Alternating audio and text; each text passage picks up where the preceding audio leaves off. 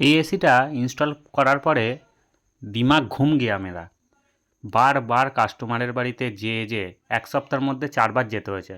কারণ কি, এই মেশিনটা যখনই আউটডোর নিচ্ছে তখনই ভোল্টেজটা ড্রপ হয়ে যাচ্ছে। আর এদের বক্তব্য হচ্ছে আমি তো নতুন মিটার নিয়েছি, ইলেকট্রিক মিটার, তো এইখান থেকেই লাইনটা টেনেছি, তাহলে কেন এরকম হচ্ছে?